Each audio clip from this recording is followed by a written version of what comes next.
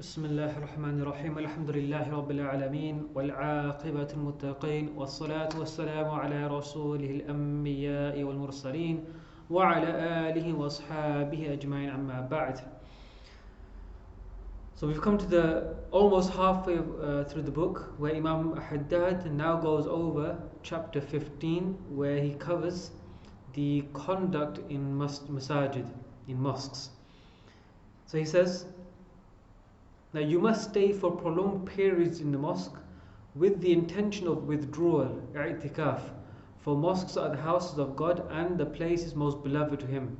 The Prophet ﷺ said, the mosque is the house of all those who have taqwa. And he also said, when you see a man become accustomed to stay in the mosques, bear witness that he has faith. And Allah subhanahu wa ta'ala said, he only shall attend God's mosque who believes in God and the last day.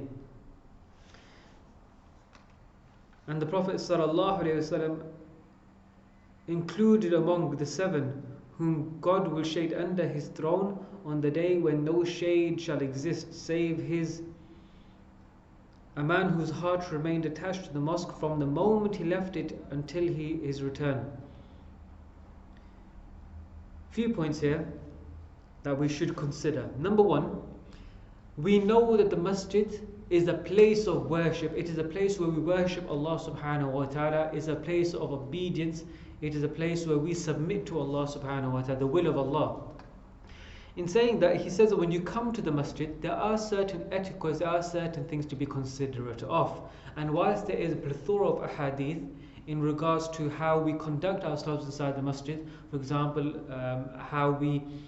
things that we do talk about, things that we are not allowed to and we are not permitted to talk about, what other things are permitted, is business and so forth permitted inside the masjid. There are rules too, that there are hadith in that regards and so forth. But he says that when you come to the masjid, be conscious of one thing at least. The first things to do, he'll mention a few other points about dua, but at the moment he speaks about i'tikaf, which is withdrawal. Now we are familiar with i'tikaf in Ramadan, where in the last 10 days, it is the sunnah of the Prophet ﷺ, where he would withdraw himself and put himself into seclusion so that he can focus on his relationship between him and Allah subhanahu wa ta'ala.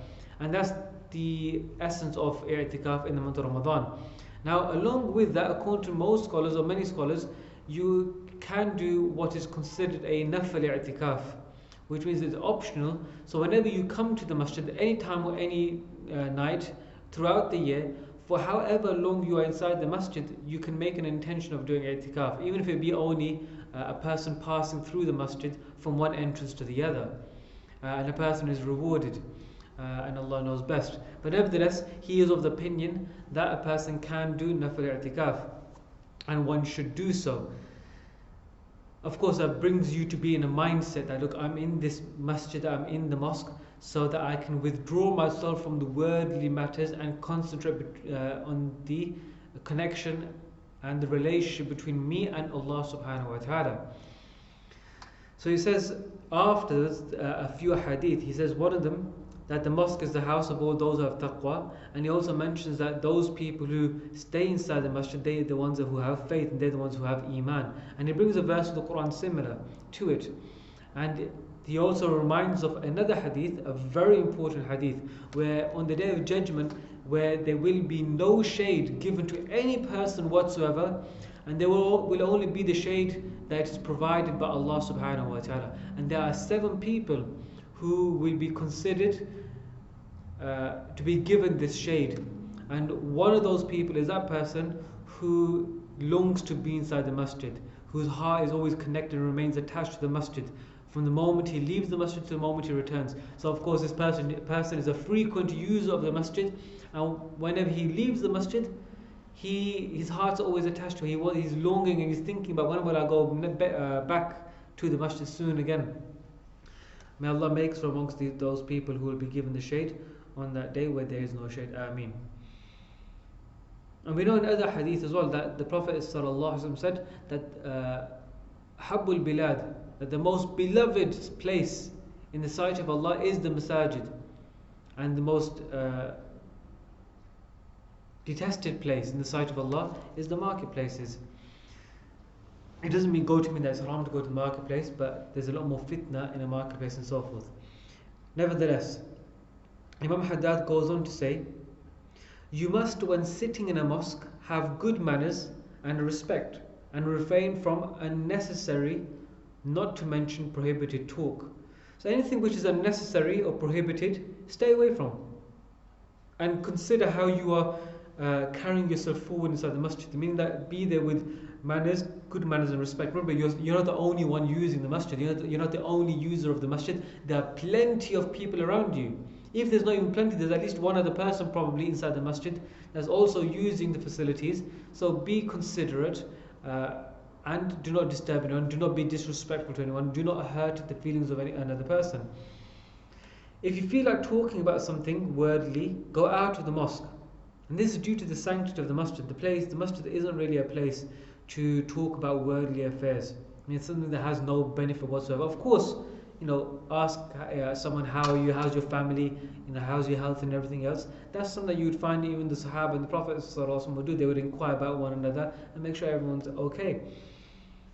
But start to talk about the football scores or something world which has no benefit whatsoever and really isn't the place, the masjid isn't really the place for that type of talk. Occupy yourself in it, meaning inside the masjid, exclusively with worship, for it was built only for the worship of Allah. And that's the sum of it. I mean, the masjid isn't really a place to relax in. Of course a person can, but the priority of the masjid isn't a place for it to be used just because you're tired. The primary purpose of the masjid is to worship, hence why it's called the masjid, a place of sajda, a place where one prostrates to Allah subhanahu wa ta'ala. So it's a place of prostration. That's essentially the literal meaning of the masjid, is in its very name. He has said, meaning Allah has said, the Exalted, in houses which God has allowed to be raised, and that His name shall be remembered therein, and He be glorified morning and evening by men whom neither merchandise nor sale distract from remembering God, establishing the prayer and giving the zakat. They fear a day when hearts and eyes shall be overturned, that God may reward them with the best of what they did and increase reward for them of His bounty. God gives freely to whom He will. In the masjid is a place where it's a house of Allah. It's a place where a person glorifies Allah, he remembers Allah. A person comes to the masjid to connect with Allah subhanahu wa ta'ala. So he goes on to how we enter the masjid. He says, when you enter the mosque, do so with your right foot. This is the sunnah. Enter with your right foot and say Bismillah was salatu was salamu ala Rasulillah. Then he says, Allahumma ghfirli dhunubi waftah li abwab rahmatik. So there are different du'as. Some people say Allahumma ftah li abwab rahmatik. A person should recite durood when coming to the masjid as well. So there are different du'as to be read. Point is that a person should read the du'a when coming to the masjid, whichever du'a a person learns by heart. Then he goes on to say, do not sit down before you pray 2 rakats. So anytime we come to the masjid, pray 2 rakats, what we call the tahiyyatul masjid, the welcoming of the masjid itself, or welcoming when coming into the masjid. So the masjid, whenever you come to the masjid, there is a welcoming for the masjid. And in one hadith, Abu Qatada, he came to the masjid and the Prophet told him that, look, the masjid has a welcoming, and pray 2 rakats. So a person should do their best before sitting down to pray the 2 rakats, 2 units of prayer. If for any reason you are unable to pray, say 4 times Subhanallah walhamdulillah wa la ilaha illallah wallahu akbar. So essentially he wants you to do dhikr of Allah subhanahu wa ta'ala. Is better than not doing anything whatsoever. And that's the thing, when we come to the masjid and if we just see maybe we're early for salah, we've prayed salah, anything else of the sort, then spend some time doing the dhikr of Allah subhanahu wa ta'ala. Spend some time reading durood and sending durood upon the Prophet sallallahu alaihi wasallam, or any other act of obedience to Allah subhanahu wa ta'ala. Make dua to Allah and so forth. When you leave, do so with your left foot and say what you did when you entered. Only use abwaba fadlik instead of abwaba rahmatik, and add أعوذ بالله من الشيطان الرجيم وجنوده.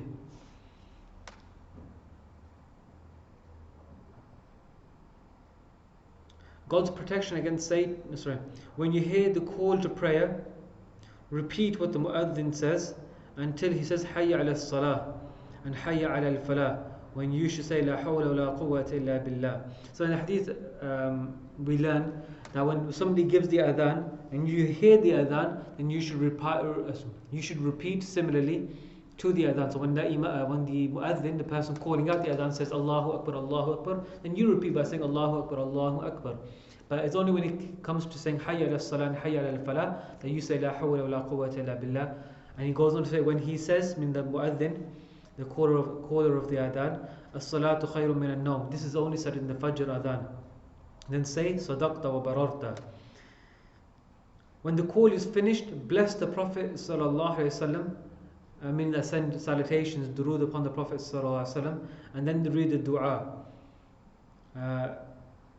Allahumma rabba hadhihi ad-da'wati at-tamma was-salati al-qa'imah آت محمد الوصير والفضيل وبعث مقاما محمودا الذي وعدته. So there's a dua to read. He says, make dua as much as you can between the adhan and the iqamah, since he sallallahu alaihi wasallam has said, pray is uttered between the two calls, the adhan and the iqamah, and never refused. Among the prayers which has been handed down from this time is Allahumma inni as'aluka al-afiyah fi dunya wal akhirah. Meaning you ask Allah for wholesomeness and afiyah in this world and hereafter. This prayer is recommended in the sunnah for other times as well. So use it often, for it is one of the best and the most comprehensive of all prayers. And that's where he concludes the chapter of conduct inside the masjid. But there's a few points I do want to add. When coming to the masjid, we need to be very considerate of the fact that, let's summarize the chapter actually first. Number one, he mentions the rewards of the masajid and the fact that the masjid is a very special place. It's a place where people of faith, people who have iman, come and observe their relationship with Allah subhanahu wa ta'ala. Also, along with that, he mentioned when you come to the masjid, have the intention of i'tikaf. On top of that, when you come to the masjid, observe the sunnah of the masjid in terms of coming in, stepping with the right foot and reading the dua, reading durood. When you're leaving, stepping out with the left foot and reading the dua that's recommended from the sunnah of the Prophet ﷺ. Whilst in the masjid, there's a prayer to read, Tahiyyatul Masjid, which is the welcoming of the masjid, which is also a strongly recommended sunnah of the Prophet ﷺ. So do that before sitting down. Okay, do that before sitting down. Once you've done that and you still have time, then do any act of obedience. Okay, do any act of obedience, but refrain from doing anything which is worldly or unnecessary, which is prohibited or even disliked. Anything which has no benefit, stay away from it. You are in the best of all places. There's constant mercy descending upon you in a place where mercy of Allah and the barakah of Allah is descending upon you at all times. Don't waste that away. Don't let it go to waste. So make use of it. A few other points I do want to add, and he does also mention the fact that if you hear the adhan, then reply to the adhan and read the dua in regards to the adhan. But a few other points I want to add is the emphasis on how we treat one another inside the masjid. Too often the masjid is now a place where we offend one another. And what I mean by offending one another is that maybe we see something which is maybe not the best of all things. Maybe we see someone and they're talking loud, maybe their phone goes off. Yeah, ideally in the ideal world, we don't want the phone going off inside the masjid with music on as ringtone and so forth. But don't be offensive to a person. Sometimes a person leaves the phone on loud by accident, and even if a person totally forgot about it, and there's no need to break the heart of a person. Too often we find in many masajid around the world that people, they come to the masjid longing to seek Allah subhanahu wa ta'ala, to connect with the Prophet sallallahu alaihi wasallam, and it's the very place where we shatter the hearts of many Muslims. Don't let that be the case. Be considerate, be soft towards one another, and if somebody makes a mistake or what seems and looks to be a mistake, then there's a way of going about it. There's a way of rectifying the hearts. We should be that person inside the masjid that even if somebody has made a mistake, that we are their comfort, meaning that, oh, this guy's there, he look after me. It's okay, we give comfort to people. That, look, don't worry, it's okay. It happens. Just next time, be mindful. And if it happens again, don't worry. People make mistakes. Next time, be mindful. But showing that patience, that helps a person to be committed to the masjid. They make somebody want to come to the masjid. And it's so strange. We live in a world, or at least in this part of the world anyway, in the Western countries, where we're fighting. The whole reason we've built masajid and we have imams inside the masajid is so that we can attract people to the masjid, we can connect people to Islam, and not lose that battle where we lose our generation and they move away move away from Islam.